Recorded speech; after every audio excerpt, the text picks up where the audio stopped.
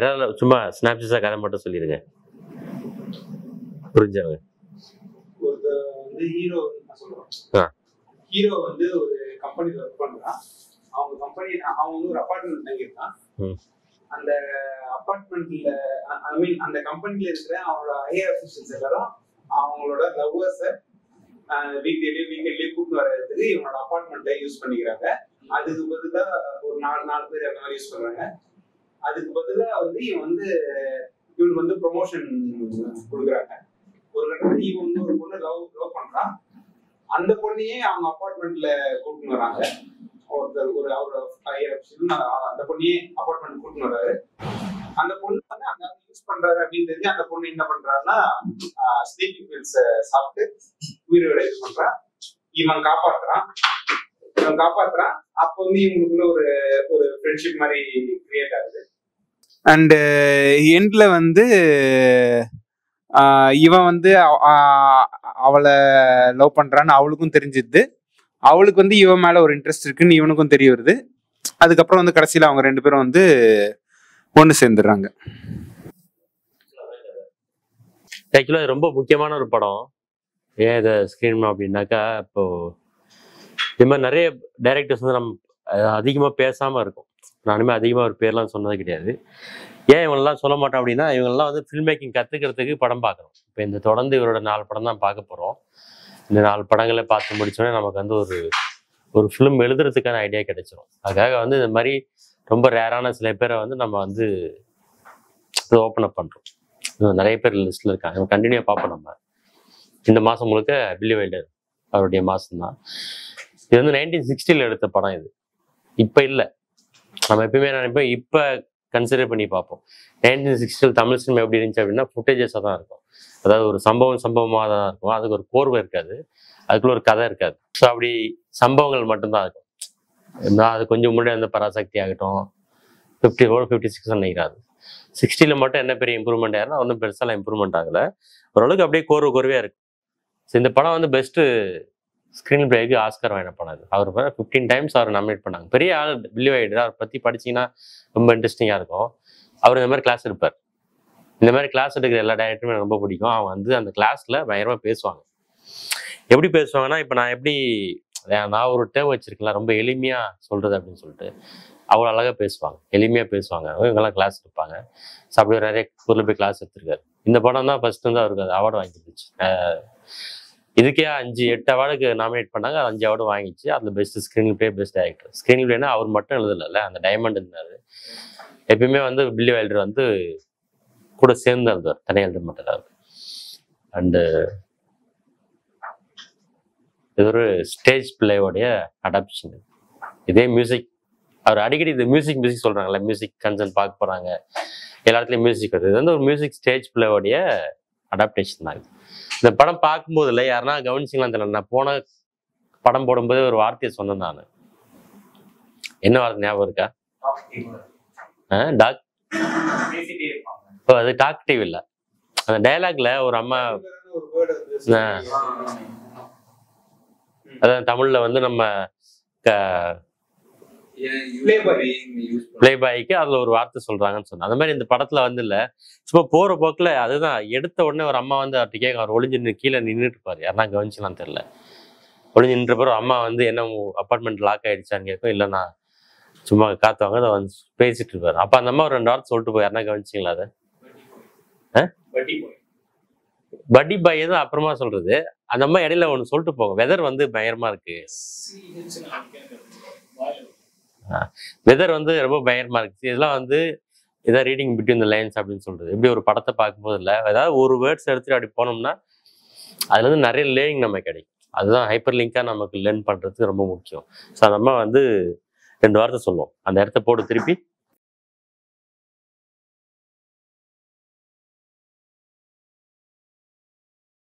இது படிச்சுதானே எல்லாரும் போயிருப்பீங்க. பெஷுகா ஷாட் கேப் கனவரல் ஏதோ ஒரு லாங்குவேஜ் மாதிரி இருக்கு, லொகேஷன் பேர் மாதிரி இருக்கு. அப்புறம்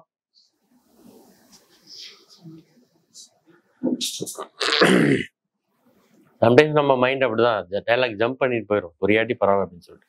அந்த மசுகராஸ் அப்படிங்கிறது வந்து இல்லை, சுவிட்சர்லாந்துல இருக்கிற ஒரு ட்ரூப். அப்போ கரெக்டாக அந்த டைம்ல மெட்டல் இன்ஸ்ட்ருமெண்ட்டை வச்சுட்டு உருவான ஒரு இசை குழு. கேப் கனடாவில் என்னன்னா, அது சொன்ன மாதிரி ஒரு லொக்கேஷன். அது எப்படி இருக்குன்னா, நம்ம ஊர்ல தனுஷ்கோடி இருக்குல்ல, கடலுக்குள்ள ஒரு நிலம். அங்கிருந்து வர காத்து இந்த இசை மாதிரி இந்த வெதர் இருக்கு அப்படின்னு அந்த அம்மா கம்பேர் பண்ணு. தவிர அந்த இந்த இசை குழுல இருந்து எடுத்ததுனால அந்த அந்த அதை அப்படியே மெயின்டைன் பண்ணிட்டே இருப்பாங்க. படம் முழுக்க அந்த ரேம்போ போயிட்டே இருக்கும்.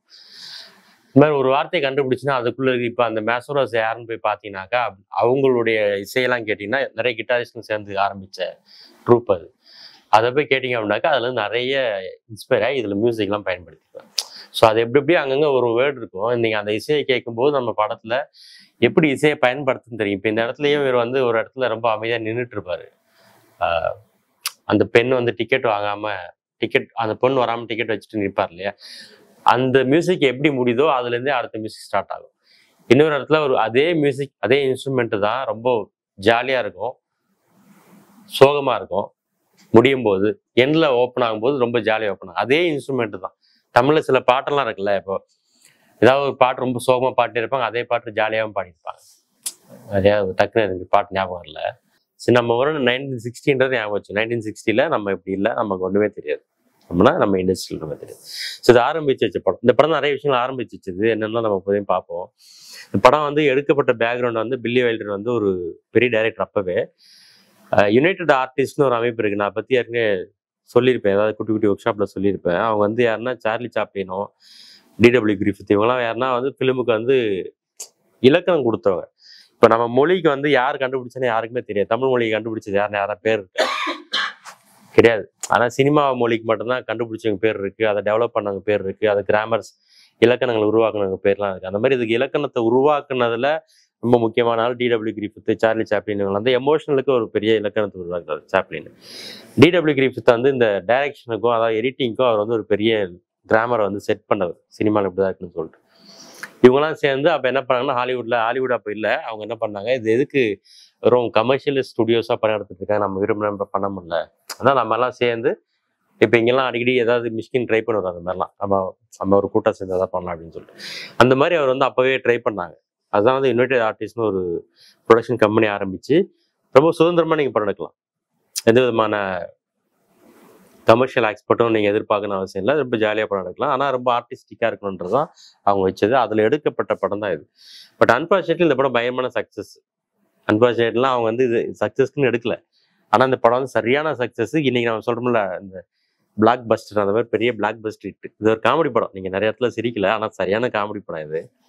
நம்ம காமெடி எப்படி வேணும்னா, நம்ம காமெடி உங்களுக்கு தெரியல பயங்கரமா இருக்கணும், அப்படிதான் நம்ம விழுந்து சிரிப்பெல்லாம் சிரிக்க மாட்டோம். இது வந்து ஒரு சட்டையர் காமெடி. இது படம் அவர் படம் எல்லாமே சட்டையர் காமெடியில தான் இருக்கும். வைல்டர் படம் எல்லாமே ஒரு ஒரு காமெடியா தான் இருக்கும். ரொம்ப பிரமாதமான காமெடி இருக்கும். நீங்க அதை ரொம்ப உன்னிப்பா கவனிச்சு ரசிச்சா மட்டும் தான் புரியும். இந்த டயலாக்ஸ் நிறைய இடத்துல ரொம்ப காமெடியா தான் இருந்துச்சு. அது கடைசியில் அந்த பொண்ணு சொன்னால, கடைசி டயலாக் என்ன சொல்லுங்க பாப்போம். யாரும் சொன்னீங்க? யாரும் சொன்னாங்க இப்ப? Shut up until.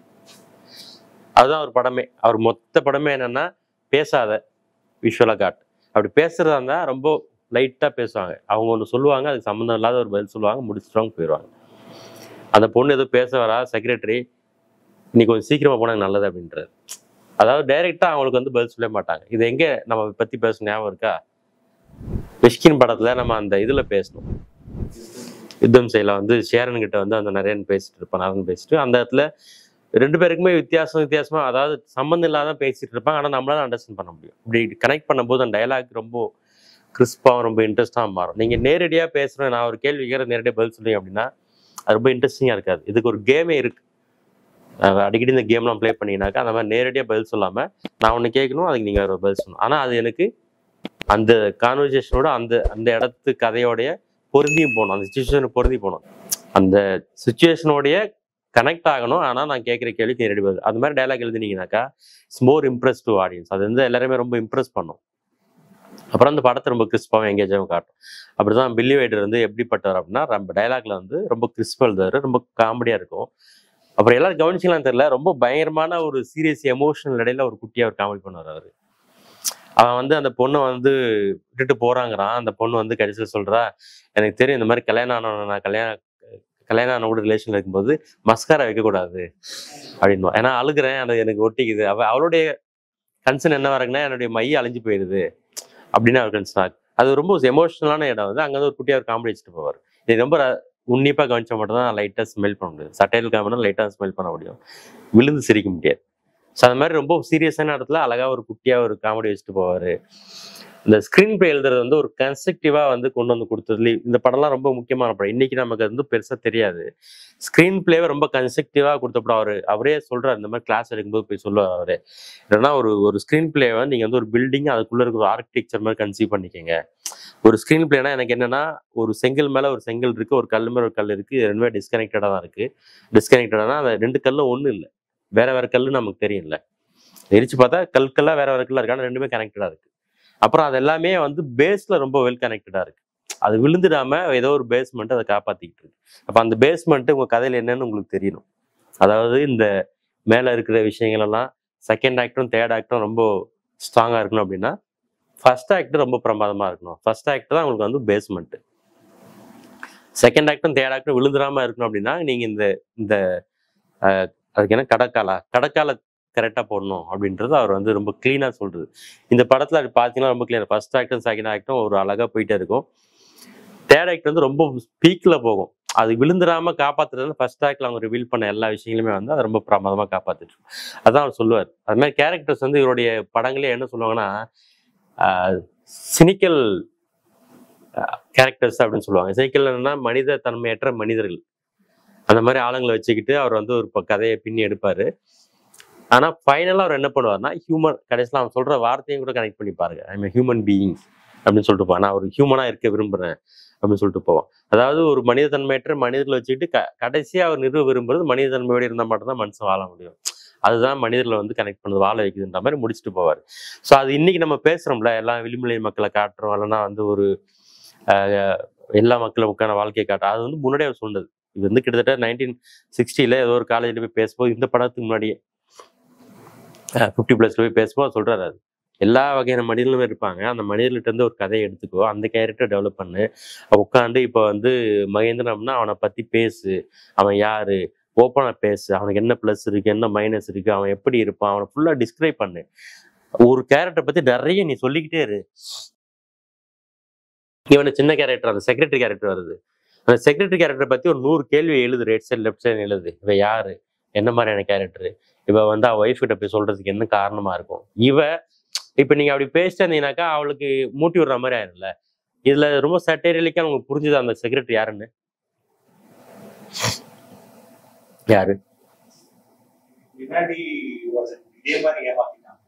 ரிலேஷன்ல இருந்திருக்காங்க. ஸோ இது சட்டேரியலா எங்கேயுமே சொல்லலாம். அவங்க எங்கேயுமே வந்து ரொம்ப ஓப்பன் அப்பா எதையுமே அவங்க பேசிக்கவே இல்லை. ஆனா நீங்க பார்க்கும்போது ரொம்ப அழகா புரியும். குட்டி கேரக்டர், அந்த அம்மா வந்து ஒரு சின்ன கேரக்டர், நம்ம ஒண்ணுமே இல்லை, சாதாரணமா கனெக்ட் பண்ணுது, பாக்ஸ்ட்ரீம் கனெக்ட் பண்ணுன்னு தான் நினைக்கிட்டு இருக்கேன். அந்த அம்மாக்குள்ள ஒரு ஒரு ஆழ்ந்த கதை வச்சிருக்கேன். அந்த மாதிரி ஒரு கேரக்டர் எடுத்து நீங்க வந்து அப்புறம் அந்த டாக்டர், படம் முழுக்கவே எல்லாம் அயோக்கிய பையனா தான் இருக்கான்.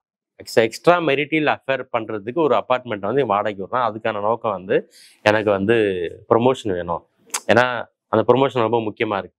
ஒரு 32,000 பேர் இன்னைக்கு இல்லை, இது நான் சொல்ற 60ல 32,000 பேர் ஒர்க் பண்ற ஒரு கம்பெனியை பத்தி யோசிச்சு பாருங்களா. அந்த கம்பெனில எனக்கு ஒரு ப்ரொமோஷன் வேணும், எனக்கு ஒரு ரூம் வேணும். அது பார்க்கவே ரொம்ப கெத்தா இருக்கு. நம்ம எல்லாம் அதுக்கு ஆசைப்படுவோம்ல, எனக்குன்னு ஒரு ரூம், எனக்குன்னு ஒரு நேம் போர்டு, எனக்கு ஒரு அந்த மாதிரி ஆசைப்படுறேன். அதுக்கு இது ஒன்றும் பெரிய இல்லீகலா இல்லை. இது என் அப்பார்ட்மெண்ட் இருக்கு, நீ போய் ஏதாவது நீங்க கொஞ்சம் ரிலாக்ஸ் பண்ணிக்கிங்க அப்படின்ற மாதிரி கொடுத்துட்டு போயிடலாம். ஸோ அதுக்கு கொடுக்குறாங்க. ஆனா இவ்வளவு மோசமான மனிதர்களுக்கு மத்தியில அந்த டாக்டர் வந்து ஒய்ஃப் 2 பேருமே பயங்கரமா இருக்காங்க. இந்த கேரக்டர் மேப் நீங்க வந்து டக்குன்னு எடுத்து பாத்தீங்கன்னா அண்டர்ஸ்டாண்ட் பண்ணிக்க முடியாது. அந்த அம்மா அதை விட மோசமா இருப்பான்னு நினைச்சிருக்கோம். நம்ம முதல்ல எடுத்தோடனே 2 பேரும் பேசுறதுதான் பாத்தீங்கன்னாக்கா இது ஏதோ அவங்களுக்கு வில்லங்கமா இருக்கும்னு நினைப்போம்.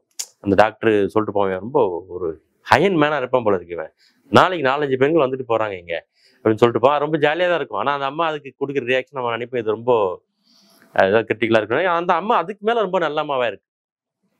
இப்ப அந்த பெண் வந்து தூக்கு மாத்திரை சாப்பிட்டு படுத்து கிடைக்கிறா, வந்து பாத்துக்குது, ரொம்ப அமைதியா பாத்துக்குது, நல்லா பாத்துக்கு. ஸோ ஹியூமன் பீயிங்ஸ்ல பிளாக், ஒயிட், கிரேஸ் எல்லாத்தையுமே கொண்டு வந்து ஒரு கேரக்டர்ல கொண்டு வந்து அவர் வந்து வச்சிடறாரு. இப்படி கேரக்டர் எழுதுங்க, என்ன எல்லாருமே ஒரே மாதிரி A to Z போவாத, இல்ல Z to A வராத, மிடில்லயும் அவங்க என்னன்னு கவனிங்கன்றதை பத்தி அவர் வந்து ரொம்ப கிளீனா எல்லா கதையிலுமே சொல்றாரு. இந்த படம் வந்து அதுக்கு ரொம்ப முக்கியமான ஒரு படம். இந்த கேரக்டர் வந்து எப்படி வந்து நம்ம டெவலப் பண்றது நம்ம படங்கள்ல. குட்டி கேரக்டர் தான். அந்த மாதிரி வேற ஏதாவது சின்ன கேரக்டர், அந்த அம்மா, அந்த பாட்டி, என்னப்பா ஏன் இப்ப இங்க வெயிட் பண்ணிட்டு இருக்கேன், அந்த அம்மா கூட ஒரு அழகான ஒரு குட்டி கேரக்டர் சொல்லிட்டு போகுது. பாசிங் த்ரூ இதுல இந்த மாதிரி போற வழியில இருக்கிற எல்லா கேரக்டர்ஸுமே ரொம்ப அழகா வந்து ஒரு இம்பார்ட்டன்ட் ரோல் கொடுத்து ப்ளே பண்றாங்க. அப்புறம் ஒரு துப்பாக்கி வருது அப்படின்னா வெடிக்கணும் அப்படின்னு சொல்லுவாரு. யார் சொல்லுவா? ஆண்டன் சேகா வந்து உங்க கதையில ஒரு துப்பாக்கியை படத்துல காட்டினா அதை வெடிச்சிருக்கணும், இல்லைன்னா அதை காட்டக்கூடாது அப்படின்றாரு. அது மாதிரி இந்த படத்துல அவர் துப்பாக்கி எடுத்து வைக்கிறான். அதனால நமக்கு ஈஸியாக கனெக்ட் பண்ண முடியுது. அது கடைசியில் வெடிக்குது, ஆனால் வெடிக்குதுன்னு சாம்பியனா இருக்கு அப்படின்றது. அது அது அது காமெடி படம், சீரியஸ் படமா தான் துப்பாக்கி வெடிச்சிருக்கோம். காமெடி படம் சாம்பியன் வெடிக்குது. வெடிச்சா ரொம்ப அழகா கனெக்ட் பண்றாங்க அதை. ஸோ இந்த மாதிரி ஒரு ஒரு ஸ்க்ரீன் பிளே இருக்குல்ல, இந்த ஸ்ட்ரக்சரை வந்து அவங்க தான் வந்து கிரியேட் பண்றாங்க. அதனால தான் ஒரு ஸ்க்ரீன் பிளேவில் இனி வரைக்கும் நீங்க போயிட்டு ஏதாவது ஒரு இங்கிலீஷ் புக்கு படித்தாலும் சரி, இல்லை ஏதாவது நீங்க ஒரு படங்கள் பார்த்தாலுமே, இல்லை ஒரு ஹாலிவுட்ல போய் ஒரு காலேஜில் பேசினாலுமே வந்து மிஸ்டேக்கே பண்ணாத ஒரு ஸ்க்ரீன் பிளே ரைட்டர்னு இவரை தான் சொல்லுவாங்க, பில்லி வைல்டர் தான் சொல்லுவாங்க. ஆனா அவரு காலேஜில் பேசும்போது சொல்றாரு, நான் வந்து ஃபெயிலியர்ஸ் கொடுத்துருக்கேன், அவருமே வந்து நிறைய ஃபிளாப்ஸ் கொடுத்துருக்காரு. But I never mat artistic failure அப்படின்றது. அதான் நான் சினிமாவை ஃபெயிலியராக கொடுத்ததே இல்லை.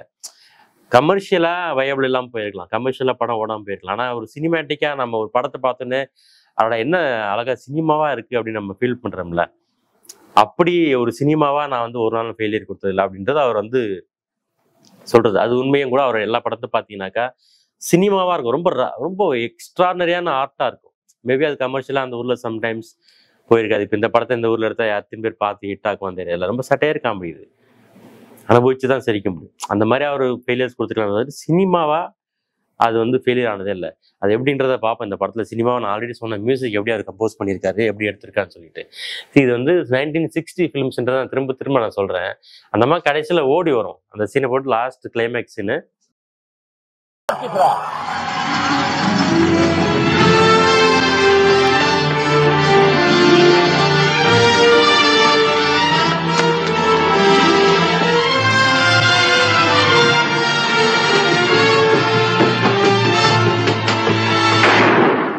இந்த படத்து இந்த ஷாட் எப்படி எடுத்தாங்கன்னு தெரியுதா? கேமரா எப்படி மூவ் ஆனிச்சுன்னு பாத்தீங்களா? அதுக்கு அதாவது படிக்கட்டுலேயே கேமரா ஓடுது. அந்த அந்த காலத்துல எவ்வளவு பெரிய கேமரா இருந்திருக்குன்னு பாத்துங்க. ஸோ அது வந்து இல்லை, ஒரு சின்ன ஜர்க் கிடையாது. நீங்க திரும்ப பார்த்தீங்கன்னா அந்த அந்த அம்மா ஓடி வரும்போது கேமரா வந்து ட்ராலியில தான் வருது. படிக்கட்டுல கேமரா ஏறி போகுது. ஆனா நீங்க இது எப்படி இது வந்து ஹிச்காக் மட்டும் தான் ஆல்ரெடி பாசிபிள் ஆக்கியிருக்காரு. அவரும் அந்த வெர்டிகோ படத்துல பண்ணியிருப்பார். அவர் வந்து அதுல வந்து டாலி ஜூமே பண்ணியிருப்பார், வெர்டிகோ ஷார்ட்டை யூஸ் பண்ணியிருப்பார். ஸோ அந்த மாதிரி இல்லை, ஒரு ஷார்ட் யூஸ் பண்ண. அதை விட இன்னொரு இடத்துல வந்து இவன் வந்து அந்த கீயை தூக்கி போட்டு போவான் வெளியில. அந்த சீனை பார்த்தீங்கன்னாக்கா வந்து ஒரு இடத்துல தான் கேமரா இருக்கு, ஆனா 3 லொக்கேஷனை காட்டுது கேமரா. கிளாஸஸ் இருக்கு, ஆனா அவன் நடந்து போகும்போது கேமரா அவனை ஃபாலோ பண்றது பார்த்தீங்கன்னா, அவன் வந்து கதவு சாத்திட்டு கீயை போட்டு எனக்கு உங்க வேலையை வேணா ஒன்னான்னு சொல்லிட்டு போராடியில கேமரா ஒரு இடத்துல தான் இருக்கு. ஆனா அது மூவ் ஆகும்போது 3 வெவ்வேறு லொக்கேஷன் காட்டுது. ஒரு ரூம், இவன் ரூம், அதுக்கப்புறம் ஒரு படி, அதுக்கப்புறம் லிஃப்ட்டுக்குள்ள போறான், அதுக்கப்புறம் இறங்கி போறான். அன்கட். அது வந்து 3 லொக்கேஷனுக்கு, அந்த லொக்கேஷனா ஒரு ஆஃபீஸ்ல இருக்கக்கூடிய வெவ்வேறு இடங்கள்ல வந்து அந்த ஒரே இடத்துல கேமரா செட் பண்ணி மூவ் பண்ணி காட்டுறது. ஸோ இது வந்து ரொம்ப அபரிமிதமான ஒரு மேக்கிங் ஸ்டைல். இது இந்த மாதிரி இதுதான் நான் சொன்னேன், சினிமேட்டிக்கா இருக்குது அப்படின்னு சொல்லிட்டு.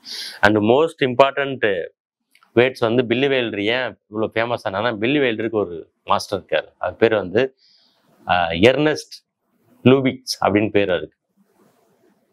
பில்லி வைல்டர் இப்படி பேசி எப்படி ஃபேமஸ் ஆனார்னா, அவர் ஒரு ஒரு மெத்தட் ஒன்று டேர்ம் ஒன்று சொல்றாரு. அது அந்த டேர்முக்கு பேர் வந்து லூபிக் டச் அப்படின்னு பேர். இதை தான் நான் சொன்னேன், டேர்ம்ஸ் பத்தி பேச போறோம்னு சொல்லிட்டு.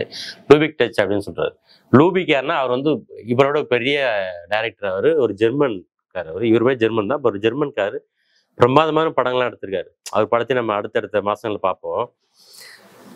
எப்பயுமே நான் சொல்லுவேன்ல, இப்போ மார்க்சியம் அப்படிங்கிறது மார்க்ஸ் உருவாக்குனது இல்லை. அதாவது மார்க்சியன்றது மார்க்ஸ்ல இருந்து தான் வருது. ஆனா மார்க்சியம் அப்படின்ற பேர் மார்க்ஸ் வச்சது இல்லை. அவருடைய லெனினும் அதுக்கப்புறம் வந்து ஏங்கல்ஸும் சேர்ந்து அவருடைய கொள்கைகளை பரப்புறதுக்காக அவர் மார்க்சியமா கிரியேட் பண்ணி கொண்டு வராங்க. அந்த மாதிரி லூபிக்ஸ் டச் அப்படிங்கிறது லூபிக்ஸ் தெரியாது. அவருக்கு வந்து தன்னுடைய பேர்ல அப்படி ஒரு டச் இருக்குன்றதே தெரியுமாலாம் தெரியாது. மேபி அவருக்கு அப்புறம் ஃபாலோவர்ஸ் வந்து அதுன்னு சொல்றாங்க. லூபிக்ஸ் டச்சுக்கு வந்து நிறைய டெஃபினேஷன்ஸ் இருக்கு. நீங்க போயிட்டு புக்ல படிச்சாலும் அதில் இன்டர்நெட் எடுத்ததுனாலுமே எக்கச்சக்கமான மீனிங் வரும். அது வந்து ஒரு ஒரு காமெடி, ஒரு செக்ஸ் குறிக்கிறது, இல்லை ஒரு செக்ஸுக்குள்ள செக்ஸ் அப்படி அப்படின்னு ஏதோ நிறைய பேர் சொல்லுவாங்க. ஆனா லூபிக்ஸ் டச்னா என்ன அப்படிங்கிறத ரொம்ப பிரமாதமா, எப்படி லெனின் தான் வந்து மார்க்ஸை வந்து அவ்வளவு பிரமாதமா கொண்டு போய் சேர்த்தாரோ, அந்த மாதிரி வந்து லூபிக்ஸ் டச்னு என்னன்றத பில்லி வைல்டர் தான் கொண்டு போய் சேர்த்தார். அவர் ரொம்ப அழகா அதை எக்ஸ்பிளைன் பண்ணுவார். ஒரு கிளாஸ்ல உட்காந்துட்டு அவர் பேசுவாரு. எனக்கு அதை பார்க்க ரொம்ப மெஸ்மரைசிங்கா இருக்கும். அவர் பில்லி வைல்டர் வந்து லூபிக்ஸோட படத்துல இருந்தே உதாரணம் சொல்றாரு. நான் அந்த உதாரணம் சொல்றேன், அதை பார்த்ததுக்கு அப்புறம் இந்த படத்துல நீங்க அந்த மாதிரி எங்க பாத்தீங்கன்ற மட்டும் சொல்லுங்க. லூபிக்ஸ் டச்னா என்னன்னா, ஒரு ஜோக்குள்ள ஒரு ஜோக், ஒரு காமெடி, அதுக்குள்ள ஒரு காமெடி, அன்எக்ஸ்பெக்டட் காமெடி. அது இன்னும் உங்களை அதிகமா வந்து நகைச்சுவைக்குள்ளாக்குறது. இப்ப வந்து இது வந்து எர்னஸ்ட் லூபிக்ஸோட படம். இது ஒரு ராஜா, ஒரு கிங் வந்து ரொம்ப ஜெய்ஜாண்டிக்கான கிங். ஜெய்ஜாண்டிக்கானா நான் சொல்றது பாடி வைஸா ரொம்ப ஹைட்டு, ரொம்ப வெயிட்டு, அப்படி ஒரு கிங். அவர் வந்து ஒரு ராணியோட பெட்ரூம்ல இருக்காரு. பெட்ரூம்ல இருந்துட்டு அப்புறம் ராணி கிட்ட வந்து நான் வெளியில போயிட்டு வரேன்னு சொல்லிட்டு வெளியில வர்றாரு. வெளியில வந்து அவருடைய லெப்டினன்ட் இருக்காரு. லெப்டினன்ட்னா சிப்பாய் நின்று இருக்காரு. சிப்பாய் வந்து அவர் வால் எடுத்து வைக்கிறாரு. வச்சோன்னா அவர் வந்து போயிடுறாரு. ராஜா கீழே போறாரு. கீழே போயிட்டே இருக்கும்போது ராஜாவை ஃபாலோ பண்ணது கேமரா கட் பண்ணி ராஜாவை பார்த்தாச்சுன்னா ராஜா வந்து யோசிக்கிறாரு. அதுக்கு முன்னாடி லெப்டினன்ட் என்ன பண்றான், ராஜா அப்படி போன உடனே இவன் ராணி ரூமுக்குள்ள போயிடறான். ஸோ ஆடியன்ஸ் ஆல்ரெடி அண்டர்ஸ்டுட் என்ன நடக்க போகுதுன்னு அண்டர்ஸ்டுட் ஆயிடுச்சா. இப்போ ராஜா கீழே போறாரு, கேமரா ஃபாலோ பண்ணுது. ராஜா நிற்கிறாரு, யோசிக்கிறாரு. அவருடைய இது இல்லை, அவர் வயிற்றுல வந்து ஒரு ஸ்ட்ரிப் கட்டி அதுக்குள்ள உரை இருக்கும், அதாவது உரைக்குள்ள கத்தி இருக்கும். அபிஷியல் ராஜா கிட்ட இருக்கும்ல, போருக்கு போனால் சண்டை போடுறாரு, கத்தி இருக்கும். இப்போ அதை விட்டுருந்தோம்னு சொல்லிட்டு மேலே போவார். கேமரா அப்படியே அவர் ஃபாலோ பண்ணிட்டே போகும். டோர் ஓப்பன் பண்ணி உள்ள போவார். கேமரா வெளியிலேயே நிற்கும். இப்போ அந்த டோருக்கு உள்ள என்ன நடக்குன்னா எதுவுமே காட்ட மாட்டாங்க. அவர் டோருக்குள்ள போவார், போயிட்டு மறுபடியும் வெளியில வருவார். ஸோ இப்போ இவங்க ஆல்ரெடி இந்த ஜோக் புரிஞ்சிருச்சு இல்லை, அதாவது ஜோக்கு தான். அதாவது அவரு ராஜா போறதுக்கு முன்னாடி இந்த சிப்பா வெளில போயிட்டான். அவன் வந்து ஒரு மெரிட்டல் அஃபேர்ல இருக்காங்க ராணி அப்படிங்கிறது புரிஞ்சிச்சு. இது நமக்கு ஆல்ரெடி ஒரு சின்ன காமெடி கன்வே ஆயிடுச்சு. இப்போ அதுக்கு அடுத்து என்ன பண்ணுவார் அப்படின்னாக்கா, ராஜா வெளில வரும்போது அந்த இந்த ஜோக்கு தான், இதுதான் நம்ம வந்து ஒரு அன்எக்ஸ்பெக்டட் எக்ஸ்ட்ரீம். இந்த ஜோக்கோட அது பெரிய ஜோக்கா இருக்கும். அவர் வந்து அந்த வரையை கட்டிட்டு வருவார், அவருக்கு பத்தாது. அண்டர்ஸ்டுட்? சிப்பாயோட மாத்தி எடுத்துட்டு வந்துட்டார். ஆனா எங்கேயுமே அது ஒரு டைலாக் கிடையாது, உங்களுக்கு ஒரு மூவிங் கிடையாது, எதுவுமே கிடையாது. ஆனா பயங்கரம், அந்த படம் பார்க்க பயங்கர சிரிப்பா இருக்கும். அதை நம்ம பார்ப்போம் அந்த படத்தை. இதுதான் லூபிக்ஸ் டச் அப்படின்னு சொல்லிட்டு அவர் கிளாஸ்ல சொல்றாரு. இந்த படத்துல எது லூபிக்ஸ் டச்னு சொல்லுங்க பார்ப்போம். ஏன் இந்த லூபிக்ஸ் டச் அப்படின்னா, ஒரு ஸ்கிரீன் பிளேவை எவ்வளோக்கு எவ்வளோ எங்கேஜ் ஆகும். அதுக்கு முன்னாடி நீங்க எப்படி அந்த ஸ்கிரீன் பிளே எழுதுறதுக்கு முன்னாடி இந்த இடத்துல எழுதுனா அதுக்கு முன்னாடி எங்கெல்லாம் ஒர்க் பண்ணணும். ஒரு இடம் தான் நம்ம சொல்ல போறோம். ஆனா அதுக்கு முன்னாடி இங்க முன்னையும் பின்னே நீங்க ஒர்க் பண்ணா மட்டும்தான் அந்த இடத்த சொல்ல முடியும். நிறைய முறை சொல்லியிருக்கேன் நான், நம்ம ஸ்கிரீன் பிளே கிளாஸே சொல்லியிருக்கேன். நீங்க ஒரு ஒரு கேரக்டர் ரிவீல் பண்ணீங்கன்னாக்கா முன்னும் பின்னும் ஏதோ ஒரு லீட் கொடுத்துருக்கணும். அந்த மாதிரி வந்து இந்த கதையிலையுமே வந்து ஒரு லூபிக் டச் இருக்கு. பில்லி வைல்டர் ஏன் லூபிக் டச் பண்ணிருக்காருன்னா, அவருடைய பெரிய ரசிகர். எக்ஸ்பிளைன் பண்ணுங்க பண்ண சொன்ன மாதிரி. ஆக்சுவலா வந்து அந்த பொண்ணுதான் அப்படின்றது வந்து இங்கேயுமே அவன் டைலாகா இருக்காது. இவன் வந்து அவர்கிட்ட கொடுப்பான். பட் அகைன் இவ கையில வந்து அந்த கண்ணாடி வந்து எதிர்த்து அந்த ரூம்ல வந்து பார்ப்பான். ஸோ அதில் கம்மி பண்ணிடுவான். இவதான் வந்தா அஃபேர் அப்படின்னு சொல்லி. ஓகே, அதிர்ச்சி தான் நான் சொன்னது. என்ன எமோஷன் தான். ஜோக்குக்குள்ள ஜோக்கு, அன்எக்ஸ்பெக்டட், அண்ட் அதை விட பெருசா இருக்கணும். கண்ணாடி ஏன் உடஞ்சிருக்குன்னா, கண்ணாடி வந்து அதான் என்னோட மனசு மாதிரி அது அப்படி சரி, அந்த சீன் தானா முதல்ல? அது வேற சீன் எதாவது இருக்கா? இல்ல அதாவது இது எதுக்கு லூபிக் டச்னு வெறும் ஜோக் மட்டும் இல்லை, எனி கைண்ட் ஆஃப் எமோஷன். ஜோக்குக்குள்ள ஜோக், தட் எமோஷனுக்குள்ள emotion, unexpected more emotion, any emotion. நவரசத்துல எந்த ரசமா இருக்கலாம். அந்த பிரதர் நான் வந்து சீரியஸான சீனா இருக்கும். ஃபர்ஸ்ட் வந்து முன்னாடியே ஸ்க்ரீன் பிளேல சொல்லிடுவாங்க இந்த மாதிரி லைக் இந்த டாக்டருக்கு மிஸ் அண்டர்ஸ்டாண்டிங் இருக்கு, இவன் தான் வந்து இட்ஸ் சீரியஸ்க்குள்ள ஜோக். எனக்கு அந்த ஒரு சீன் தான். ஆமா, ஆடியன்ஸ்க்கு சீரியஸான ஒரு இடத்துல ஒரு ஜோக் நடக்குது, அது நம்ம அன்எக்ஸ்பெக்டட் ஜோக், அது நம்ம சிரிச்சிருவோம் போயிடுவோம், அது ஜாலியா இருக்கும், அவ்வளவுதான். இது வந்து இல்லை ஒரு பெரிய கன்ஸ்ட்ரக்டிவான ஏரியா. நீ வந்து இந்த லூபிக்ஸ் டச்சை எடுக்கணும் அப்படின்னாக்கா அது முன்னும் பின்னும் நிறைய ஒர்க் பண்ணிட்டே இருக்கணும். அண்ட் எனிவே நீங்க சொன்னது கரெக்டு தான், ராம்குமார் சொன்னது கரெக்டு தான். அந்த கண்ணாடி கொடுக்குற சீன் தான்.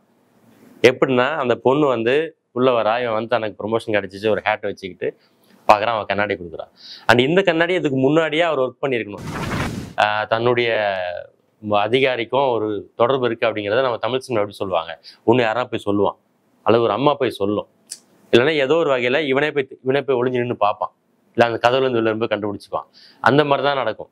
இவர் என்ன பண்றேன்னா அதுக்கு முன்னாடியே ஒரு கண்ணாடியை அதை தன்னுடைய மனைவியோட இது அவங்க தூக்கி போட்டாங்க உடஞ்சிச்சு அப்படின்னு சொல்லிட்டு எடுத்து போய் கொடுக்குறான். அவர் வச்சுக்கிறாரு. அடுத்து ஒரு 2 வாரம் கழிச்சு கட் பண்ணாக்கா அது வந்து திரும்ப வந்து இவன் அந்த ஹேட் போட்டிருக்கான். அந்த தன்னுடைய காதல் உள்ள வந்துட்டு இவன் அந்த ஹேட் போடுறத பார்க்கறதுக்காக கொடுக்குறான். அவன் பார்த்த உடனே 2 பேர் மூஞ்சும் காட்டுறாங்க. அவன் மூஞ்சே புரோக் ஆயிடுச்சு. ஆல்ரெடி இவன் முதலாளி குடும்பம் அவன் பார்ப்பான், சிரிச்சுட்டு பார்ப்பான். ஸோ இவன் புரோக்கன் ஆகுது. ஓகே, இது வந்து அதிர்ச்சி இல்லையா? அதிர்ச்சிக்குள்ள அதிர்ச்சி எப்படி நடந்துச்சு? இந்த பொண்ணு வந்து ஆல்ரெடி சொல்லிட்டு போகுது, எனக்கு இதுதான் பிடிச்சிருக்கு, வேற என்ன பண்றது, இட்ஸ் லைக் வே அப்படின்னு சொல்லிட்டு போயிடுறா. இப்போ அகைன் என்ன நடக்குதுன்னா, இது எங்க லூபிக் சர்ச் வரும் அப்படின்னா, கால் பண்றாரு. யார் அவரு? அது பேர் என்ன? ஜெஃப். அதிகாரி கால் பண்றாரு. கால் பண்ணி என்ன சொல்றாரு? அவன் ஆல்ரெடி அதிர்ச்சியில இருக்கான். தன்னுடைய காதலியே தன்னுடைய அப்பார்ட்மெண்ட்ல வச்சு தன்னுடைய மேலதிகாரியே வந்து ஒரு அஃபேர்ல இருக்காரு அப்படின்றத அதிர்ச்சியில இருக்கான். அண்ட் ஒன் மோர் அதிர்ச்சிக்கு உச்சமா ஒரு அதிர்ச்சி, அந்த பொண்ணு கூட நாளைக்கு நான் இருக்கணும், ரூம் ரெடி பண்ணி கொடு அப்படின்றாரு. இதான் லூபிக் டச். ஒரு எமோஷன், அந்த எமோஷனோட பெரிய எமோஷன் அந்த ஸ்பாட்லயே நிகழ்றது. ஒரு ஜோக்குள்ள ஒரு ஜோக்கு, அதோட பெரிய ஜோக்கு அந்த ஸ்பாட்லயே நிகழ்றது. ஆனா உங்களுக்கு வந்து அது கன்வே ஆகுறது வந்து டைலாக்ஸ்ல இல்லை, உங்களுடைய எமோஷன்ஸ்லேயே கன்வே ஆயிடுது. இதான் லூபிக் டச். இந்த மாதிரி இந்த படத்துல 2-3 இடத்துல இருக்கும். நீங்க அப்புறம் பொறுமையா கண்டுபிடிச்சா தெரியும். இந்த படம் இல்லை, பில்லி வேலோட படம் எல்லாத்துலயுமே இந்த லூபிக் டச் இருக்கும். லூபிக் டச் இருக்கிற படங்கள்னு பார்த்தீங்கன்னா ரொம்ப ரொம்ப ரேர். ஆனா தமிழ் படத்துல இந்த மாதிரி டச் இருக்கும். நீங்க பாத்தீங்கன்னா தெரியும். லூபிக் டச் தான் ரொம்ப இம்பார்ட்டண்டா இன்னைக்கு நீங்க தெரிஞ்சுக்க வேண்டியது. பயன்படுத்தணும் அப்படின்னாக்கா நம்ம முன்னும் பின்னும் பயங்கரமா உட்காந்து ஒர்க் பண்ணணும். ரொம்ப லேசி ரைட்டிங். இவங்க சொல்ற எல்லாருமே சொல்ற பில்லி வைட் ஆகட்டும், இல்லைன்னா வந்து எட்கர் ரைட் ஒரு ரைட்டர் டைரக்டர், அவரை நம்ம அடுத்தடுத்து பார்ப்போம். இந்த ஃப்ரைடே இதில் நம்ம நிறைய டைரக்டர் பார்ப்போம், ரொம்ப இம்பார்ட்டன்ட் டைரக்டர்ஸ். எல்லாரும் என்ன சொல்றாங்கன்னா, ஒரு சீன் யோசிக்கும் போதுல ரொம்ப லேசியா யோசிக்காதீங்க. நான் நிறைய முறை சொல்றதான், லேசி ரைட்டிங் பண்ணாதீங்க. ஒரு ஆணும் பெண்ணும் உட்காந்து ஒரு லவ் பண்ணி பேசிட்டு இருக்கேன் அப்படின்னா நம்ம என்ன பண்றோம், பின்னாடி நீ பின்னாடி நான் பின்னாடி இப்படி உட்காந்து ரொமான்டிக்கா பேசிட்டு இருக்கோம் அப்படின்னு சொல்றோம். இதை மாதிரி ஒன்று யோசிக்காதீங்க. சம்திங் ஏதாவது டிஃப்ரெண்டா ட்ரை பண்ணுங்க. இப்ப அந்த பெண்ணே வந்து தன்னுடைய காதலி தான் அஃபேர்ல இருக்கான்றதே வேற மாதிரி யோசிச்சு பார்த்துருப்பாங்க, எதுவுமே கிடைக்கல. அப்போ ஒரு கண்ணாடி புரோக்கன் கிளாஸை கொண்டு போய் வைக்கிறாங்க. அந்த புரோக்கன் கிளாஸ் லாஜிக்காவும் இருக்கணும். தூக்கி போட்டா உடஞ்சுது. அவன் திருப்பி இவ்வளோ தூக்கி போடுறான், $100 கொடுத்துட்டு போயிடுறான், $100 கொடுத்துட்டு போயிடுறான். அவள் அதனாலதான் போயிட்டு அந்த மாத்திரை சாப்பிட்றா. அண்ட் திடீர்னு அந்த மாத்திரை வரல. அதுக்கு முன்னாடியே அந்த மாத்திரை ஒரு இடத்துல பிளே பண்ணிருந்துச்சு. ஏதோ இடத்துல ஞாபகம் இருக்கு அவங்களுக்கு? கூப்பிட்டு கேட்பான் அவன், எனக்கு இடத்த கொடு, நான் இப்போ வரப்போறேன் ஒரு 30 மினிட்ஸ்ன்னு சொல்லிட்டு இன்னொரு அதிகாரி கேட்பான். அந்த 4 மேனேஜர் ஒருத்தன் கேட்பான்ல. அப்போ சொல்லுவேன், ஏன் நான் ஸ்லீப்பிங் பில் சாப்பிட்ருக்கேன், எனக்கு ஒரு மயக்கமா இருக்கும், நான் தூங்கணும். அந்த இடத்துல கொண்டு வந்திருக்கேன். ஸோ ஸ்லீப்பிங் பில்ஸ் இருக்குன்றத முன்னாடியே பதிவு பண்ணிடுறாங்க. திடீர்னு வந்தா ஏன் இவனுக்கு ஏன் ஸ்லீப்பிங் பில்ஸ்ன்னு கேட்பீங்களா இல்லையா? எப்படி ஒரு ஆண் இருக்கிற வீட்டில் ஸ்லீப்பிங் பில்ஸ் வந்துச்சு நம்ம கேள்வி இருக்கும். அது முன்னாடி ஒரு இடத்துல வைக்கிறாங்க. ஸோ இப்படி நிறைய இடத்துல, அதனால தான் அந்த படத்துக்கு பெஸ்ட் ஆஸ்கருக்கான ஸ்கிரீன் பிளே அவார்டு கிடைச்சது. குட்டியா பயங்கரமா ஒர்க் பண்ணியிருப்பாங்க பாத்தீங்கன்னாக்க. அண்ட் ஒரு கதை, விஷுவல் கண்ணு, சவுண்டு 3 இடத்துல வச்சிருப்பாங்க. அது எல்லா படமுமே மோஸ்ட் ஆஃப் த படம் வந்து எப்படி முடியும் அப்படின்னா, கடைசியில ஒரு கேரக்டர் கேமரா பார்த்து பேச முடியும். 2 பேரா இருக்கலாம். இதுல இன்னொரு முக்கியமான படம் இருக்கு, லைக்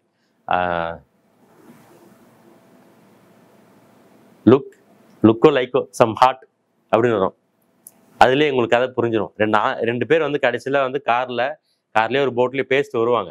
பேச வரும்போது ஒருத்தன் வந்து சொல்லுவான், எனக்கு இன்னும் பிடிச்சிருக்கு. அவன் சொல்லுவான், நான் உனக்கான தகுதியான ஆள் இல்லை, பரவாயில்ல, இல்லை நான் வந்து உன்னை விரும்பல, நோ ப்ராப்ளம் அப்படின்வான். இல்லை நான் வந்து பெண்ணே இல்லை, இல்லை நான் ஆண் அப்படின்வான். நோ ஒன் இஸ் பெர்ஃபெக்ட் அப்படின்வான். அதாவது அவனை தான் விரும்புறான் அப்படின்றதெல்லாம் அந்த டைலாக்ஸ் பார்த்தீங்கன்னா, அது அடுத்த வாரம் நம்ம பார்ப்போம். அந்த படம் தான் பார்த்தீங்கன்னா பயங்கர ஜாலியாக இருக்கு அந்த படம்.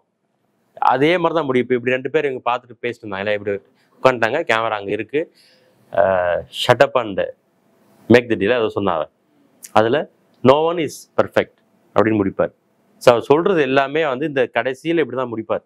எல்லா படங்களுமே கடைசியில் முடிப்பார். அப்புறம் இதில் இன்னொரு முக்கியமான படம் இருந்துச்சு, டைலாக் எப்படி டெலிவரி பண்ணுறதுக்கு, டபுள் ஐடென்டிட்டின்னு ஒரு படம் இருக்கு. ஐடென்டிட்டி இல்லை, ஐடென்டிட்டி. ஐடென்டிட்டி இல்லை. ஓகே, அப்படி கூட சொல்லிக்கிங்க. என்ன மீனிங் தெரியுங்களா அதுக்கு? டபுள் இண்டெம்னிட்டினா ஒரு நபர் இறந்துட்டான் அப்படின்னாக்கா அவனுக்கு ஒரு சில சர்டன் ரீசன்ஸ்னால மட்டும் அந்த அமௌண்ட் டபுளாக மாறும். 50,000க்கு போட்டிருந்தானாக்கா அது 1,00,000 மாறும். அப்படி ஒரு படம் இருக்கு வருது.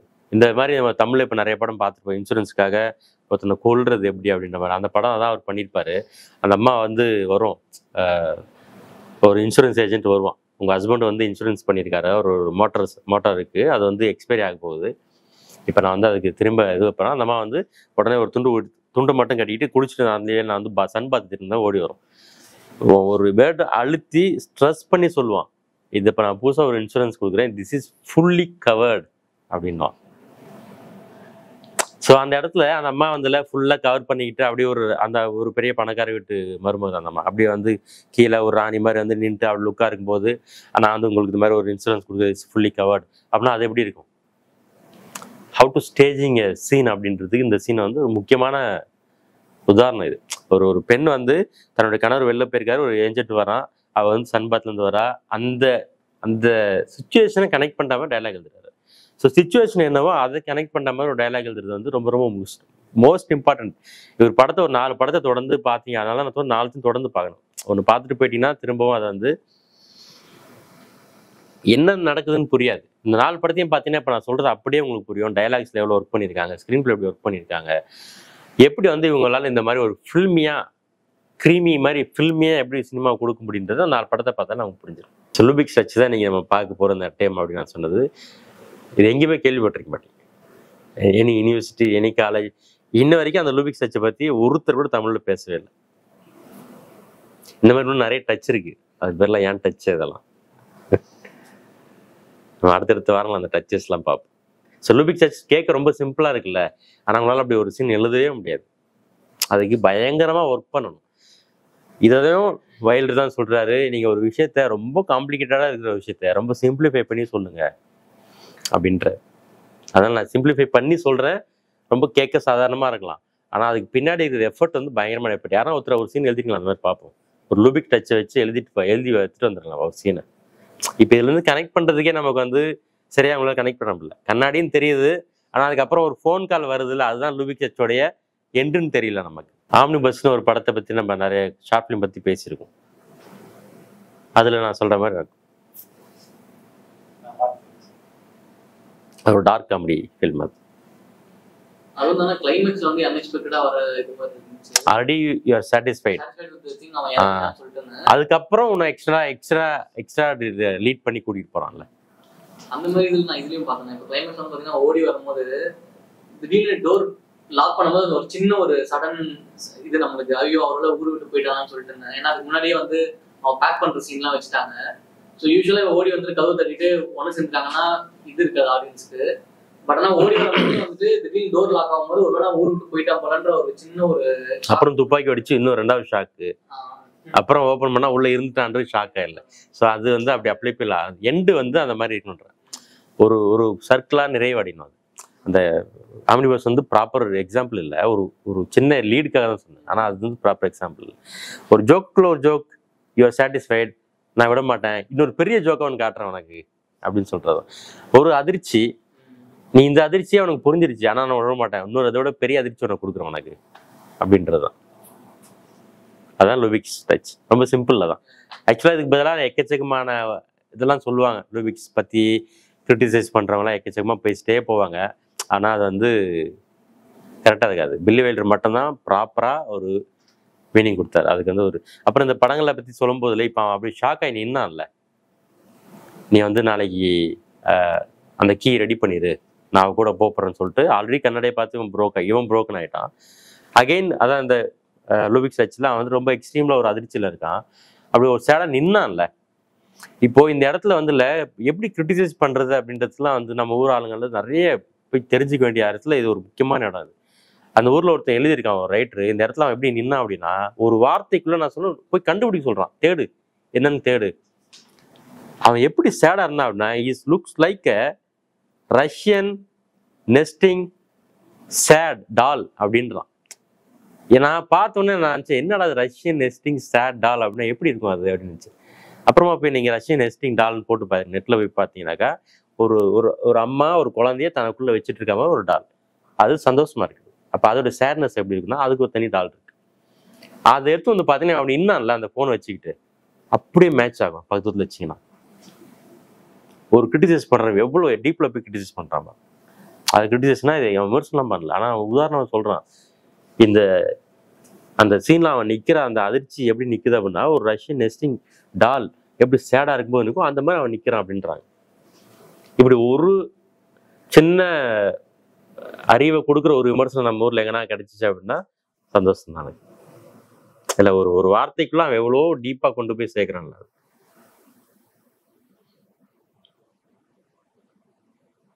அண்ட் எனிதிங் எல்ஸ் யாராவது சொல்லலாம். இந்த 4 படமே ஸ்க்ரீன் பிளேக்கு ரொம்ப முக்கியமான படம் தான் நம்ம போட போகிறது. அவருடைய பெஸ்டஸ்ட்ல பெஸ்ட். அதுக்கு இன்னொரு பேர் என்னன்னா நான் சொன்ன அந்த லூபிக் ஸ்டச்சுக்கு வந்து ஹையஸ்ட் ஹை லோவஸ்ட் லோ, ரெண்டுமே எண்டு, அதாவது வானத்துக்கு கீழே பூமிக்கு மேலே. அப்படி ஒரு சீனை கன்சீவ் பண்ண அப்படின்னா நம்ம நிறைய எஃபர்ட் எடுக்கணும், உட்காந்து யோசிக்கணும் இது எப்படி பண்றது என்ன பண்றான்னு சொல்லி. அதுதான் வந்து அந்த சீன் தான் ஆடியன்ஸ் வந்து என்கேஜ் பண்ணுது, அந்த கதையை வந்து கரெக்டாக கன்வே பண்ணுது. இது ஒரு கதையாக தான். கடைசியில் ஒரு 3 சீன் மட்டும்தான் டிரான்சிஷன்லேயே உங்களுக்கு போய் வருது இல்லை. மற்றதெல்லாம் அப்படியே ஃபுல்லாக ஃப்ளோவில் போயிட்டே தான் இருக்கும்.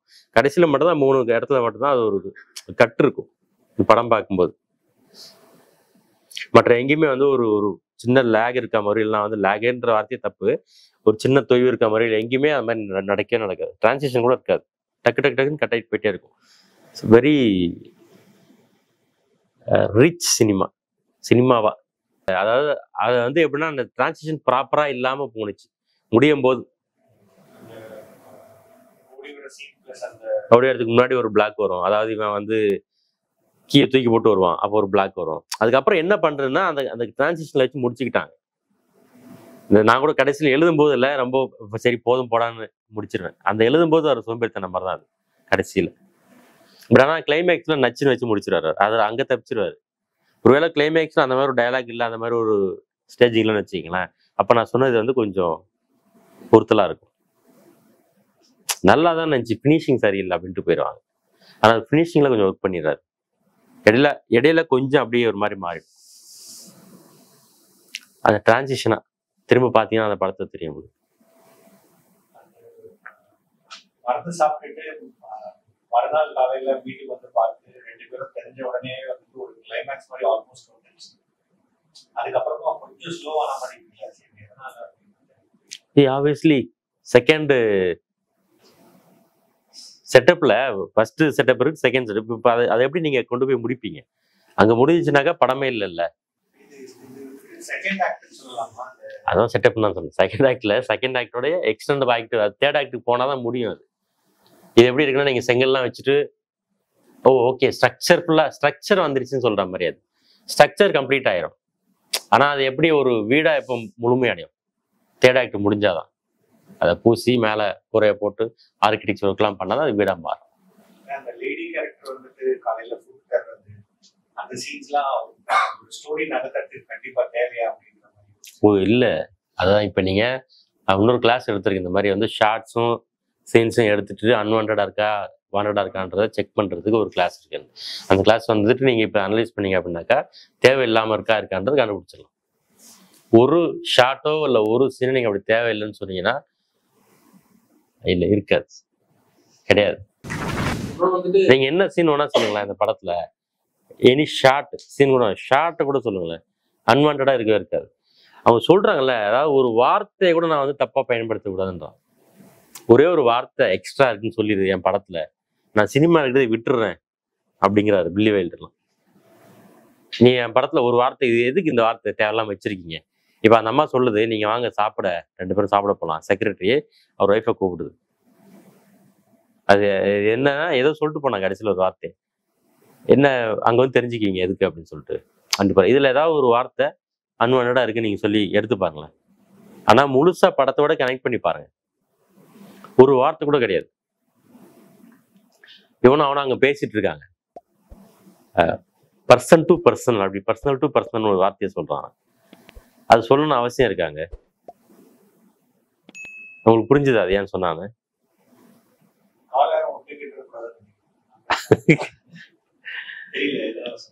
இப்ப நீங்க போயிட்டு யோசிச்சு பாருங்க, கொஞ்சம் ஒர்க் பண்ணி பாருங்களேன். அதாவது நான் சொல்ற ஒரு வார்த்தை கூட அன்வான்டா கிடையாது. அந்த 2 டாக்டருக்கான லீடு நான் இப்ப சொன்ன அந்த சீனு, ம். இவன் தான் நீ ஸ்லீப்பிங் பில் போட்டதுக்கு காரணம்னு சொல்லிட்டு டாக்டரும் அசியூம் பண்ணிட்டாங்க, அவங்க ஒய்ஃப் அசியூம் பண்ணிட்டாங்க. ஆனா வந்து அந்த ஹீரோயினுக்கு தெரியும் இவன் பண்ணல தப்பா, அவன் வந்து பழி ஏத்துக்கிறான்னு சொல்லிட்டாங்க. அது அந்த சீனுக்கு அப்புறம் தான் வந்து இவன் வந்து இவங்க வெளில போய் பேசும்போது, அந்த பால்கனில பேசும்போது எப்படி இப்படிதான் எப்பவுமே வந்து இப்படி இருப்பியான்னு சொல்லி கேட்கும்போது அவன் சொல்லுவான், ஆமா எனக்கு அந்த மாதிரி தான் எல்லா பொண்ணோட வந்து எனக்கு ரொம்ப பழக்கம்னு சொல்லுவான். அப்பயே அந்த ஹீரோயின் புரிஞ்சிருவா, நீ அப்படிப்பட்டவன் இல்லைன்னு தெரியும், எப்படி இந்த மேனேஜர்ஸ் அவங்களுக்கு தான் இந்த வீட்டை எப்படி விட்டுருன்னு சொல்லிட்டு அவ சொல்லிடுவான். ஸோ அந்த லீடு கொடுக்கறதுக்கு இவங்க 2 பேர் தானே அப்படி சொல்றாங்க, இவன் பழி ஏற்றுக்கிறான் ஆல்சோ இந்த மாதிரி டெய்லி நடக்குது போல அப்படின்றது ஹீரோயினுக்கு எப்படி தெரிய வருதுன்னா இவங்க 2 பேர் சொல்றது மூலமா தான் தெரிய வருதுன்னு நான் நினைக்கிறேன். மல்டி பர்பஸ் இருக்காது. இப்போ யோசிச்சு பாருலாம், அந்த வீட்டுல அந்த ஓனர் அம்மா ஒரு முறை வருது, நீங்க அது ஒரு பிளாட்டு நிறைய மக்கள் வாழ்றாங்கன்றதுக்கு வேற யாருன்னா காட்டுறாங்களா? அவங்க இவங்க 2 பேருமே காட்டலன்னு வச்சுக்கோங்க. யோசிச்சு பாருங்க, பக்கா செட் அதாவது நம்ம வந்து புனையப்பட்ட ஒரு படமாவே இருக்கு. லைவ்லினஸ் இருக்காது, புரியுதா? ஒரு நேச்சுரலா இருக்காது. இது நேரா கேமரா ரூம்குள்ள போ 2 பேர், அப்புறம் யாரும் பக்கத்து வீட்டுல யாரும் இல்லையா? அப்புறம் அந்த அம்மா ஆல்ரெடி வந்து சொல்லுது, நேற்று நைட்டே அவன் ரூம்ல நான் டெய்லி சத்தம் கேட்டுட்டே இருக்கேன், என் பலான்னு ஏன்டா அந்த அம்மா நினைச்சதுக்கு செக்ஸ் பண்ணும்போது இப்படி அடிப்பீங்க, அதனால இப்படி அடிச்சேன் நீ, அந்த இது வந்து ரொம்ப டீசெண்டான குடும்பம் வாழ்ற இடம், ஒழுங்கா இரு அப்படின்னு சொல்லிட்டு போயிருது. இப்படி 2-3 கேரக்டர் வரல. இப்போ அந்த அம்மா வந்துச்சு இந்த டைலாக் சொல்லி தேவையில்லையே படத்துல அப்படின்னு கேட்டீங்க அப்படின்னாக்கா, அது இல்லைன்னா அந்த படத்துல நேச்சுரலிஸ்டிக்கா இருக்கு, அதோட இயல்பு தன்மை இருக்காது. அதாவது படம் எடுக்கிறோம் இது ஒரு சினிமா அப்படிங்கிறது ஆடியன்ஸ் சொல்ற மாதிரியே இருக்கும். இது சினிமா இல்லை, ஒரு இயல்பா ஒரு வாழ்க்கையை காட்டுறோம் அப்படின்ற மாதிரி இருக்காது.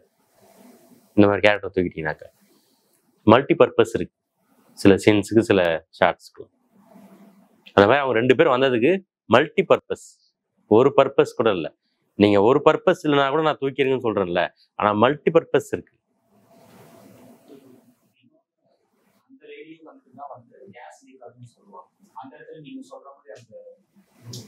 சொல்லிட்டு அந்த அம்மா திரும்பி கூட வரல பாருங்க, எங்க போனுச்சு, அது எங்க போச்சு அந்த அம்மா? அப்புறம் மேக்ஸ் மோர் லைவ் பரபரப்பா அந்த மாதிரி ஓடு அப்படியே போயிடுச்சு. பாஸ்கி வாங்க போறேன்னு சொல்லிட்டு அது ஒன்று எக்ஸ்ட்ரா கீ வாங்கிட்டு வரலாம், நான் போயிட்டு கேஸ் சத்தம் வருது, ஏன்னா அந்த அம்மா ஆல்ரெடி தெரியும் தூக்க மாத்திரை போட்டா மறுபடியும் ஏதோ சண்டை போல இருக்கு, அவள் கேஸை தர விட்டு சாப்பிட்றா அப்படின்றதுல அந்த அம்மா பரபரப்பா ஓடுது. இப்போ அவன் வந்தான், இவன் வீட்டுல அந்த கேஸ் இருந்துச்சுப்பா அப்படின்னு திரும்பி நம்ம தமிழ் படத்தை கூட வந்துருவாங்க, குடும்பம்லாம் பார்ப்பாங்க, என்ன ஒண்ணுமே சாவலையாவே அப்படின்ட்டு. இட்ஸ் இன்னும் மோர் ஜோக்கா இருந்திருக்குன்னு வச்சுக்கீங்களேன் இந்த மாதிரி பண்ணியிருந்தா.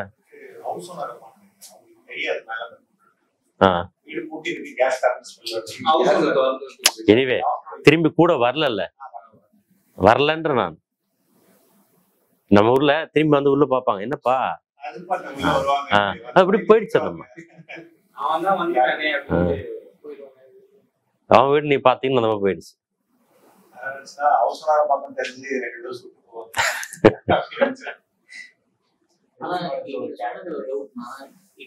மல்டி ஃபேக்டர் நம்ம இப்போ பேசும்போது மல்டி ஃபேக்டரா யூஸ் ஆகுது அந்த ஒரு கேரக்டர் 2 கேரக்டர் இது பண்ணும்போது. ஆனா ஸ்கிரீன் பிளே எழுதும் போது வந்து ஒரு ஏதோ ஒரு கோரான ஒரு ரீசனுக்காக தான் அது. ஆமா, ஒரு எழுதும்போது ஒரு கோர் ரீசன் ஆகாத பட் கனெக்ட் பண்ணி தான் ஆவாங்க. அதுக்கப்புறம் வந்து கோர் ரீசன் வந்ததுக்கு அப்புறம் அது மறுபடியும் ஒரு ரீசனா வேண்டாம்னு சொல்லிட்டு திரும்ப 2-3 இதுல கனெக்ட் பண்ணுவாங்க. ஒரு கேரக்டரே கொண்டு வரணும், அந்த கேரக்டர் ஒரு இடத்துல மட்டும் யூஸ் ஆக வேண்டாம், அதுக்கு மல்டி பர்பஸ் வச்சுக்கலான்றது பிளான் பண்ணி தான் பண்ணுவாங்க. இப்போ அந்த கண்ணாடி இது நான் கிளாஸ் ரூம் நிறைய பேர் சொல்லியிருக்கேன், அது வந்து ஒரு எலிமெண்டா இல்லையான்னு சொல்லிட்டு. அது ஒரு எலிமெண்டா இல்லையா? எலிமெண்ட் கிளாஸ் உங்களுக்கு எடுத்திருக்கேன்ல? இப்போ இதுல இந்த கண்ணாடி எலிமெண்டா இல்லையா? ஏன்னா அது வந்து மல்டி பர்பஸ் இருக்கு அதுக்கு. அண்ட் ரெண்டுக்கு முறை வேற வருது, ஒன்றுக்கு மேற்பட்ட முறை வருது. அந்த ஒரு ரோல் பிளே பண்ணுது, ஒரு உண்மையை ரிவீல் பண்ணுது. அப்புறம் அது எலிமெண்ட் ஒரு எலிமெண்டா மாறுது, ஒரு ஆப்ஜெக்ட் ஒரு எலிமெண்டா மாறுது. இல்லைன்னா அது வெறும் ஆப்ஜெக்டா போயிருக்கும். அங்க இருக்கிற டேபிள் மாதிரி, அங்க இருக்கிற ஃபோன் மாதிரி, அங்க இருக்கிற மற்றது மாதிரி ஒரு ஆப்ஜெக்ட். இப்போ ஃபோனுமே ஒரு ஆப்ஜெக்டா தான் இருக்காங்க. ஏன்னா அது எந்த வகையிலும் படத்துல ரோல்ஸ் பிளே பண்ணல, ஒரு கேரக்டரா உள்ள வரல. ஆனால் அந்த கண்ணாடி, அந்த புரோக்கன் கண்ணாடி வந்து ஒரு கேரக்டராகவே வருது, ஏன்னா அது ஒரு எலிமெண்டா மாறுது. அது ஒரு இடத்துல மட்டும் அவர் சொல்லிட்டு போயிடலாம்ல, இருந்தாங்க நான் கன்னடை கண்டுபிடிச்சேன்னு சொல்லி கொடுத்துட்டு போயிட்டா அதுக்கப்புறம் அதுக்கு எந்த வேல்யூ இல்லை. அவங்க கொடுக்கறதுக்கும் அதுக்கப்புறம் இந்த கொடுக்குற சீன் எங்கேருந்து வந்திருக்கும் அப்படின்னா அங்கே முதல்ல கிரியேட் பண்ணியிருப்பாங்க. இப்போ இந்த பெண் வந்து இவனோட காதலிங்கிறத இவனுக்கு எப்படி உணர்த்துறது அப்படின்றத யோசிச்சும் போது அங்கே வந்து தான் முன்னாடி கொண்டு வந்து அட்டாச் பண்ணியிருப்பாங்க. இதை முன்னாடி எழுதிட்டு அங்கே போய் எழுத வாய்ப்பே இல்லை. புரியுதா நான் சொல்றது? முன்னாடியே இந்த கன்னடை இங்கே வச்சிருக்க வாய்ப்பு இல்லை. அவர் யோசிக்கும் போது இந்த பெண்ணு தான் இவனோட காதலி, இவன் அவன் கூட இருந்தான்றதை எப்படி சொல்றது, ரிவீல் பண்றது.